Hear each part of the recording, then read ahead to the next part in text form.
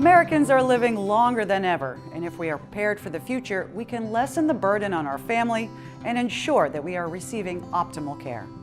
The preparation process can be a daunting task and requires careful consideration for all parties involved.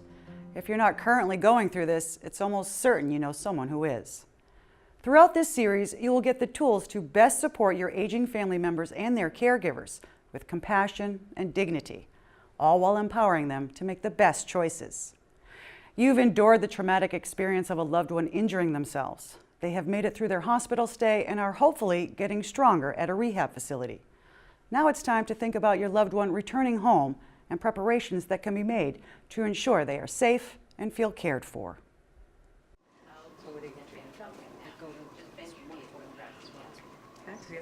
Yeah.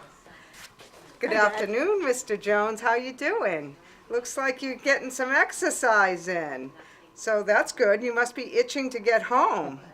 Oh, got some good news for you. It looks like you're going to be able to go home with some home health services. You're covered. That sounds wonderful. What types of services do they provide? They'll provide anything from meal preparation to bathing, showering, med management, all kinds of things. I'll get you in touch with them. You're also going to have a physical therapist that will come 2 or 3 times a week and a nurse that will be there once or twice a week. I can't wait to get back into my own bed. Oh, speaking of that, do you live in a ranch or do you have an upstairs? Stairs? Why is that relevant? Yes, Mr. Jones, you will not be able to walk up and down the stairs for a while. So you're going to want to put your bed maybe in the living room. Also, you want to get a toilet adapter for the toilet seat.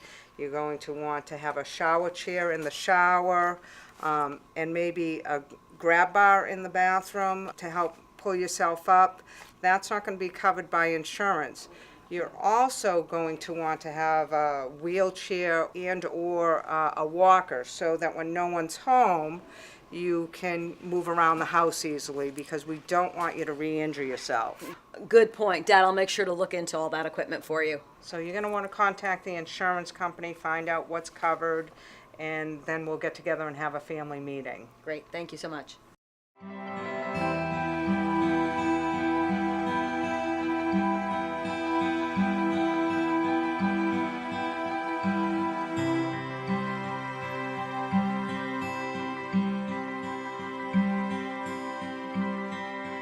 I hate to sound like I'm complaining here. You know I want what's best for him. It's okay, Mom. You deserve to get out of the house. You should get some time to yourself, too. You know, I think maybe it's time that I start looking into other healthcare options. The insurance money's going to run out soon, and it's good to know what might be available. How will I know what agency is right for us? It seems so overwhelming. Don't get overwhelmed. I'll figure out how to start looking for agencies. I'll ask the lady at the senior center. I remember her saying that there are lists available for seniors. That's a great idea. Being the caregiver may seem at times very stressful and isolating. Here are some tips to use in order to maintain a healthy frame of mind. If you are confused about insurance coverage, don't be afraid to ask more questions. You'll feel more comfortable being in the know. When discussing continuing care with your family and they seem frustrated, try to remind your loved ones how much you care for them. Try divvying up some of the workload. Let other family members run errands, make calls, or attend appointments. Don't forget to take time for yourself and do the things you love to do on your own. Support groups can be a great resource for caregivers. Don't be afraid to turn to others that are in your situation, as they can boost morale and empathize. And finally, try to find humor in the situation. Laughter can boost your mood and help you push through any tough times. Always make sure to speak with a few different agencies before making a decision. Ask if they are bonded, insured, and licensed. Ask if they perform background checks on their employees and if they drug test. What type of training and education do they require from the employees? Get a list of what they will and will not do in order to determine if they are the right fit.